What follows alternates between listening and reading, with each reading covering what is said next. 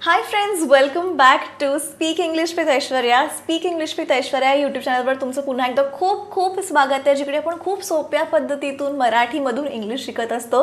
जर तुम्ही पहिल्यांदाच बघत असाल तर नक्की चॅनलला सबस्क्राईब करा. सबस्क्राईब करायला विसरू नका आणि बेल आयकॉन जे आहे ते पण क्लिक करा, म्हणजे दरवेळेस जेव्हा नवनवीन इंग्लिशचे व्हिडिओज मी टाकेन तेव्हा तुम्हाला नोटिफिकेशन येईल. फ्रेंड्स, आजचा आपला टॉपिक आहे English sentences, but advanced English sentences. मला तुम्ही कमेंट करून सांगितलं की मॅम आता जरासं मला ॲडव्हान्स्ड इंग्लिश सेंटेन्सेस काय असतात, कसे असतात ते पण आम्हाला अभ्यास करायचा आहे. त्यामुळे ॲडव्हान्स्ड इंग्लिश सेंटेन्सेस तुमच्यासाठी मी आणली आहेत on your special request. Friends, English sentences आपल्याला बघायचेच आहेत, पण I really want to tell you guys की friends, English speaking practice is very important. जितकं जास्त तुम्ही इंग्लिश बोलाल तितकी जास्ती तुम्हाला सवय होईल, तितकं जास्त तुमचं इंग्लिश इम्प्रूव्ह होणार आहे. आणि त्यासाठी फ्रेंड्स, कॅमली ॲप तुम्ही एकदा तरी ट्राय करा. कॅमली ॲपमध्ये फ्रेंड्स प्रायव्हेट ट्युटर्स आहेत जे तुम्हाला इंग्लिश शिकवतात. बऱ्याच वेळेस आपल्याला प्रश्न पडतो की इंग्लिश बोलायचं तरी कोणाला, कारण का फ्रेंड्सशी इंग्लिश बोललं तर ते हसतात, घरी कोणाला इंग्लिश येत असतं नसतं, माहीत नाही, तर कोणाशी बोलायचं हा मोठा प्रश्न असतो. हा प्रश्न सॉल्व्ह झालेला आहे. कॅमली ॲप तुम्ही नक्की ट्राय करा. फ्रेंड्स, कॅमली ॲपमध्ये अशी सुविधा आहे की तिकडे अनेक सारे ट्युटर्स मेन्शन केलेले आहेत. तुम्हाला हवा तो ट्युटर तुम्ही सिलेक्ट करू शकता. बॉय ट्युटर हवा आहे, गर्ल ट्युटर हवा आहे, कुठला एखादा पर्टिक्युलर सब्जेक्ट शिकवणारा ट्युटर हवा आहे. ट्युटर तुम्ही तुमच्या पसंतीने सिलेक्ट करू शकता आणि हवं तेव्हा 24 आवर्स त्यांची सेवा उपलब्ध आहे. आणि प्लस तुम्हाला हवा तो कोर्स पण तुम्ही घेऊ शकता.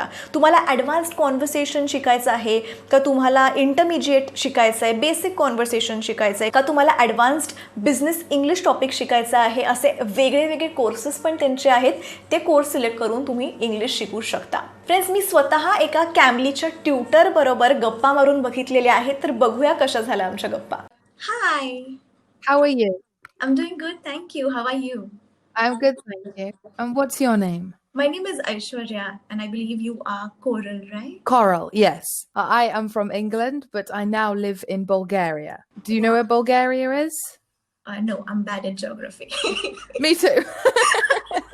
A lot of people say it's very important to learn grammar before you start speaking English. So is it really important that you should know all the grammar and stuff and start speaking English?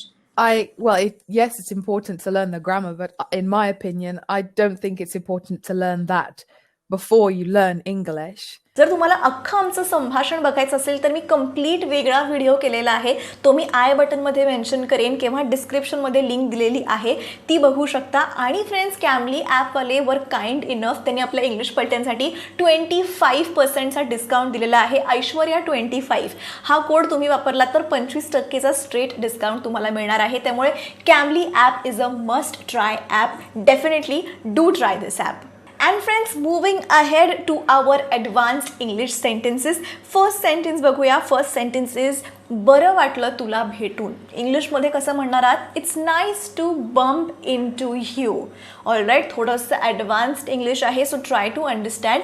इकडे आपण translation शिकत नाही आहोत की exact word to word हेच अर्थ, असं आपण शिकत नाही आहे. मिनिंग समजून घ्या. ओके, त्याच्या मागचा अर्थ समजून घ्या. शब्दशः ट्रान्सलेट करायला जाऊ नका. बरं वाटलं तुला भेटूनचं advanced English sentence can be it's nice to bump in to you. All right, तुम्ही रँडम रस्त्यावर चालताय आणि अचानक तुमचा जुना मित्र तुमच्या समोर आला तर you can say it's nice to bump in to you. It's nice to bump in to you. Okay, it's nice to bump in to you. Next बघूया. नेक्स्ट इज तुला प्रत्यक्षात भेटून आनंद होतोय. तुला प्रत्यक्षात भेटून आनंद होतोय. It's great to finally meet you in person. It's great to finally meet you in person. म्हणजे काय की आपण मे बी व्हॉट्सॲपवर बोललोय, फोनवर आपण बऱ्याचदा बोललोय, पण अरे पहिल्यांदाच मी तुला भेटते आणि तुला भेटून मला खूप आनंद झालाय. इंग्लिशमध्ये what you can say is it's great to finally meet you in person. It's great to finally meet you in person. आणि फ्रेंड्स, मला तुम्ही कमेंट करून हे पण सांगायचं आहे की ही वाक्य तुम्ही आजपर्यंत ऐकली होतीत का नव्हती, तुम्ही कधी ही सेंटेन्सेस वापरली आहेत का नाही आहेत, हे कमेंट करून मला सांगायला अजिबात विसरू नका. ऑल राईट, कारण की ही ॲडव्हान्स्ड सेंटेन्सेस आहेत. So I want to know की तुम्हाला हे सेंटेन्स माहिती होतं का नव्हतं. All right, moving ahead. Next sentence is आत्ता तुझ्याबद्दलच बोलत होतो आणि तू अचानक आलीस. आपण असं फ्रेंड्ससोबत बोलत असतो कुठल्या तरी एका व्यक्तीबद्दल आणि अचानक ती व्यक्ती समोर येते आणि that time what you can say is speak of the devil. Speak of the devil. आता डेव्हिल म्हणजे राक्षस, but as I said translate करू नका. ओके, शब्दशः अर्थ नाही घ्यायचा आहे, एंटायर अर्थ काय होतो तो बघा. स्पीक ऑफ द डेव्हिल म्हणजे राक्षसाबद्दल बोलतोय आणि बघा, it's not like that. It's like that की तुम्ही कोणाबद्दल तरी बोलत होता आणि ती व्यक्ती अचानक तुमच्या समोर आली, तर you can use this phrase, speak of the devil. Speak of the devil. Speak of the devil. लक्षात ठेवा आणि वापरा. नेक्स्ट इज मी तुझ्याबद्दल खूप ऐकलंय. मी तुझ्याबद्दल खूप ऐकलंय. मराठीत तर कॉमनली आपण हे म्हणतोच, अरे हो मी तुझ्याबद्दल खूप ऐकलंय. हां, इंग्लिशमध्ये कसं म्हणणार आहात? इंग्लिशमध्ये you can say I have heard so much about you. I have heard so much about you. I have heard म्हणजे मी ऐकलंय.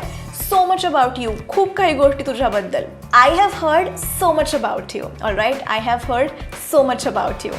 नेक्स्ट इज मला नाही वाटत आपण पहिले कधी भेटलोय. मला नाही वाटत आपण पहिले कधी भेटलोय. इंग्लिशमध्ये कसं म्हणू शकता? I don't think we have crossed paths before. परत एकदा ऐकूया. I don't think we have crossed paths before. Crossed paths before म्हणजे आपण आता शब्दशः जर तुम्हाला अर्थ पाहिजे असेल, क्रॉस्ड पाथ्स बिफोर म्हणजे कधी आपली भेट झालेली आहे एका ठिकाणी आणि मग आपण वेगळ्या वेगळ्या ठिकाणी गेलो आहे. शब्दशः अर्थ घेऊ नका, you will be confused. I don't think we have crossed paths before म्हणजे कधी आपण भेटलो आहे असं मला तरी वाटत नाही. ऑल राईट, कधीच आपण कुठला तरी एका प्रोजेक्टवर किंवा कुठल्या तरी एका रस्त्यावरून पण आपण कधी एकत्र गेलो नाही आहे. बेसिकली हा अर्थ होतो शब्दशः. बट एंटायर सेंटेन्सचं मिनिंग इज की मला नाही वाटत आपण पहिले कधी भेटलो आहे. I don't think we have crossed paths before. I don't think we have crossed paths before. तुम्ही असंही म्हणू शकता की I don't think we have ever met. I don't think we have ever met before. Okay, simple sentence आहे हे. I don't think we have ever met before.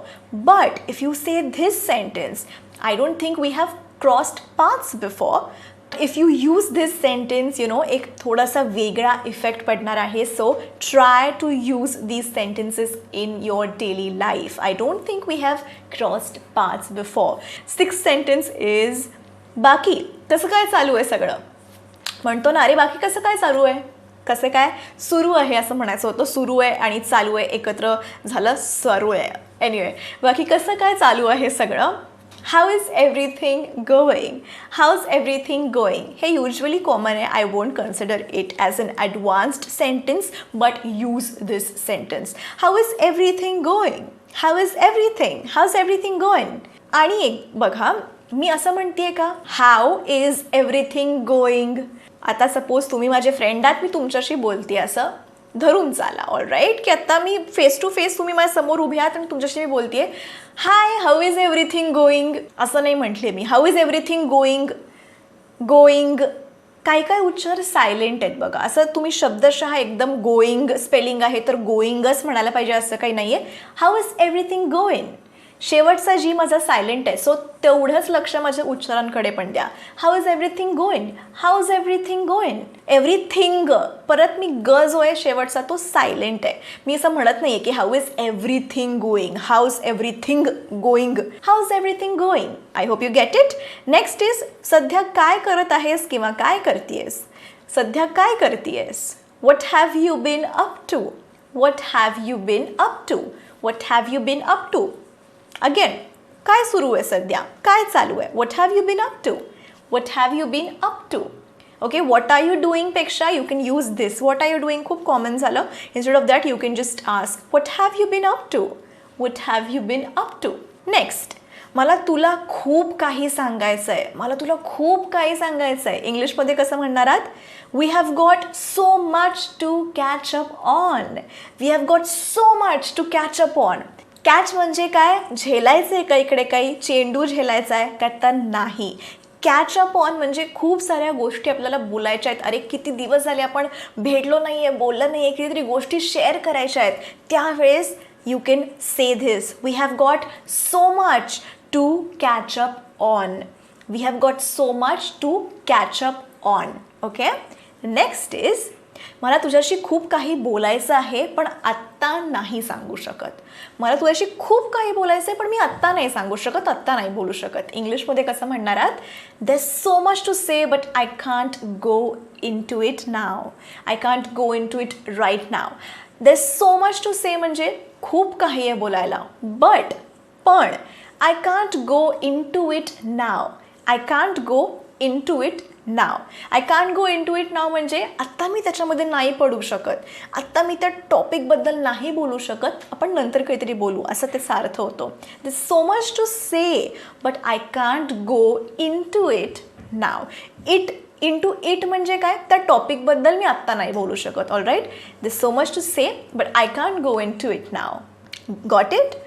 Next, मी नसताना काय घडलं किंवा काय झालं मला पण सांगा कोणीतरी. आपण असं म्हणतो ना, एक फ्रेंड्स बसलेले आहेत, तुम्ही थोडंसं उशिरा आलात, त्यांच्या गप्पा सुरू आहेत, काहीतरी भन्नाट गप्पा मारून झालेल्या आहेत आणि तुम्ही म्हणता ना की अरे मी नसताना काय घडलं किंवा काय झालं, प्लीज मला पण सांगा कोणीतरी, असं एक्साइटमेंटमध्ये आपण म्हणतो ना. हेच वाक्य तुम्ही इंग्लिशमध्ये पण बोलू शकता. कसं बोलणार आहात? What have I missed?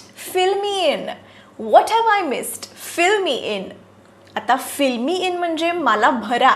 Okay, मला भरा, गाळलेल्या जागांसारखं मला भरा, तसा अर्थ होत नाही. फिल मी इन म्हणजे प्लीज मला पण कोणीतरी सांगा की काय झालं आत्तापर्यंत. All right. So what have I missed? Fill me in. What have I missed? Fill me in म्हणजे मी नसताना काय काय घडलं, काय झालं, मला पण कोणीतरी सांगा. All right. तू ह्या फील्डमध्ये कसं काय यायचं ठरवलंस? तू ह्या फील्डमध्ये कसं काय यायचं ठरवलंस? फॉर एक्झाम्पल, तुम्ही अकाउंटंट आहात आणि तुमचा एक फ्रेंड आहे ज्याला अकाउंट्स अजिबात आवडत नव्हतं पण तोही अकाउंटंट झाला आणि खूप वर्षानंतर तुम्ही भेटताय आणि तुम्ही त्याला विचारताय की अरे तू ह्या फील्डमध्ये कसं काय यायचं ठरवलंस? इंग्लिशमध्ये कसं विचारू शकता? You can say how did you get in to accounting? How did you get in to banking? How did you get in to dash, जे काही तुम्हाला विचारायचं आहे. How did you get in to dash किंवा how did you get in to engineering? How did you get in to this field? नुसतं जर का plain विचारायचं असेल की या फील्डमध्ये कसं काय यायचं ठरवलंस, तर you can ask how did you get in to this field? How did you get in to this field? All right. Next sentence, तुला कामाव्यतिरिक्त काय काय आवडतं किंवा काय करायला आवडतं? कामाव्यतिरिक्त तुला काय काय आवडतं? इंग्लिशमध्ये काय म्हणणार आहात? What do you do outside of work? What do you do outside of work other than work? Okay, what do you do outside of work म्हणजे कामाव्यतिरिक्त तुला काय आवडतं. लाईक ऑफिस असतं तुझं बरोबर 9 ते 5, 9 ते 6, पण ऑफिस नंतर तुला काय करायला आवडतं किंवा कामाव्यतिरिक्त अजून काय तुझे हॉबीज आहेत किंवा अजून काय काय गोष्टी करतो का, काही पार्ट टाईम बिझनेस आहे. So what do you do is what you asking, but you can say this, what do you do outside of work? What do you do outside of work? All right. Next is तुला काय आवडतं किंवा तुझे छंद काय आहेत? Simple आहे मराठी विचारणं, पण इंग्लिशमध्ये पण तेवढंच सिम्पल आहे. What floats your boat? नाव व्हॉट फ्लोट्स युअर बोट, तुम्ही मला म्हणाल की ma'am what are you saying? What floats your boat म्हणजे माझी बोट कशामुळे चालली आहे? माझी नौका, माझी बोट कशामुळे चालली आहे, कशामुळे पाण्यावर तरंगती आहे, याचा आणि छंदचा काय अर्थ आहे? I know, don't get confused, it is a way of saying. All right. What floats your boat चा अर्थ असा होतो की तुझे छंद काय आहेत किंवा अशी कोणती गोष्ट आहे ज्यामुळे तू खूप उत्साहित होऊन, प्रेरित होऊन कामाला लागतो सो दॅट तुझी ती गोष्ट पूर्ण होईल. All right. So what floats your boat, what gets you excited, what keeps you, what gets you going, like what is your thing, what floats your boat म्हणजे तुला काय आवडतं किंवा तुझे काय छंद आहेत. शब्दशः ट्रान्सलेशन घेऊ नका. All right. मीनिंग समजून घ्या. आय होप तुम्हाला समजलं असेल. नसेल समजलं तर नक्की मला कमेंट करून सांगा की असे जे अजून फ्रेजेस आहेत त्याच्यावर पण व्हिडिओ आवडेल का, मला कमेंट करून सांगा. व्हॉट फ्लोट्स युअर बोट आणि फ्लोट्स युअर बोट हे तुम्ही कधी ऐकलं होतं का नव्हतं, मला हे पण कमेंट करून सांगा. What floats your boat. All right. ह्याच्यावरून तुम्ही सेंटेन्स करून पण कमेंट केली तर well and good. Okay, Google करा अजून काय तुम्ही सेंटेन्सेस बनवू शकता. What floats your boat, floats your boat या फ्रेजने ते सेंटेन्सेस पण मला तुम्ही कमेंट करून सांगा. All right. Next 14th one is तुझ्या आयुष्यात तुझं ध्येय काय आहे? ध्येय म्हणजे गोल. माहिती आहे सगळ्यांना, ध्येय आपल्याला काहीतरी ध्येय असतं, आपल्याला काहीतरी गोल असतं, एम असतं, ते अचीव करायचं असतं. सो तुझ्या आयुष्यात तुझं ध्येय काय आहे असं तुम्हाला कोणाला तरी विचारायचं असेल तर इंग्लिशमध्ये what you can say is what's your goal. खूप कॉमन आहे, ऑल राईट. त्याच्याऐवजी you can say this, what gets you out of bed in the morning. What gets you out of bed in the morning. आता again you will be like ma'am, ह्याचा अर्थ तर असा होतो की काय कारण आहे जे तू सकाळी रोज उठतोस तुझ्या बेडवरून. ह्याचा अर्थ असं आहे की ध्येय.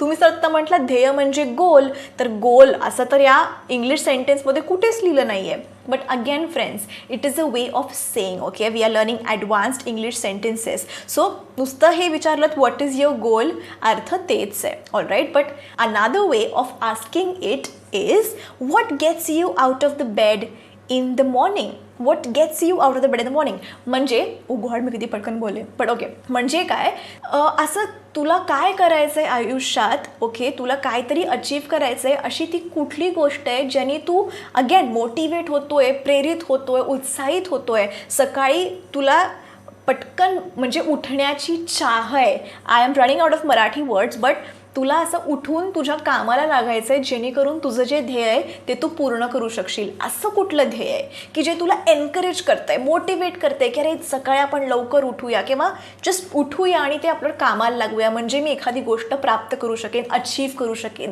असं काय आहे तुझ्या लाईफमध्ये? That is the meaning of this question. What gets you out of the bed in the morning. What's your final goal is the meaning, but you can ask it in this way. It is a very fabulous way of asking what gets you out of bed in the morning. What gets you out of bed in the morning. That's it. ही होती आपली advanced English sentences. I hope तुम्हाला ही sentences कळली. ह्याच्यापैकी कुठली sentences तुम्हाला माहिती होती का काहीच माहिती नव्हतं, कमेंट करून सांगायला विसरू नका. And I am very excited to know your opinions about it. So नक्की कमेंट करून सांगा. आणि अजूनही जर तुम्ही ईबुक घेतली नसेल अँड मला इंस्टाग्रामवर फॉलो नसेल केलं तर सगळ्या लिंक्स डिस्क्रिप्शनमध्ये दिलेल्या आहेत. सो जरूर फॉलो करा. भेटूयात नेक्स्ट व्हिडिओमध्ये. तोपर्यंत keep practising English and take care.